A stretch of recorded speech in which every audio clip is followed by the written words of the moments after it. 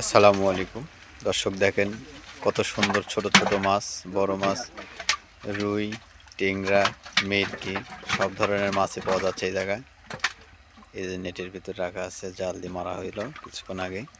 এখন এগুলা মাছ গাড়িতে ওঠানো হবে। এই যে দেখা যাচ্ছে, এই যে আপনারা দেখতে পাচ্ছেন, এটা ঝুড়ি নিয়ে আসা হলো। ঝাঁকা যেটাকে বলা হয়, সেই ঝাঁকা দিয়ে তোলা হবে। কত সুন্দর মাছ।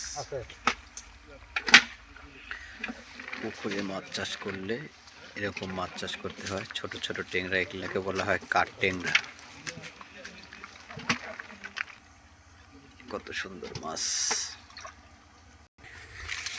পুকুরের পাড়ে এগুলা, এই যে কাঁঠাল গাছ আছে, এই যে একটা বেড়া দেওয়া আছে, একটা টয়লেট।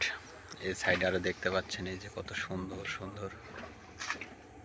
পুকুরটা মোটামুটি 10 থেকে 12 বিঘে হবে। 1 বিঘে একটা দাগ করা আছে পুকুরে।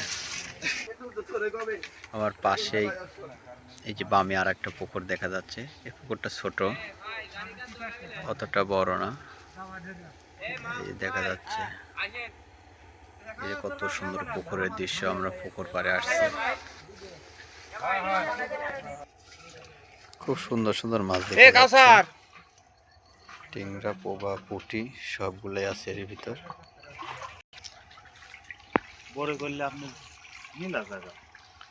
ঝাঁকা ঝাঁকা মাছ, খালি মাছ আর মাছ, ঝাঁকা ঝাঁকা মাছ। পুকুরের পাড়ির যখন 5 থেকে 6 বছর বয়স হয়ে যায়, তখন এই পাড়ি তার কলা হয় না।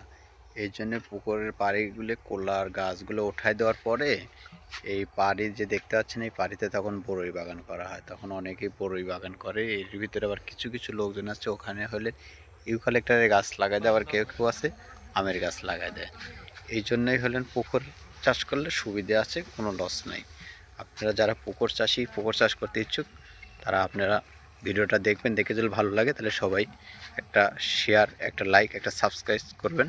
তাতে আপনাদের একটা সাবস্ক্রাইবে আমরা অনেক কিছু করতে পারি।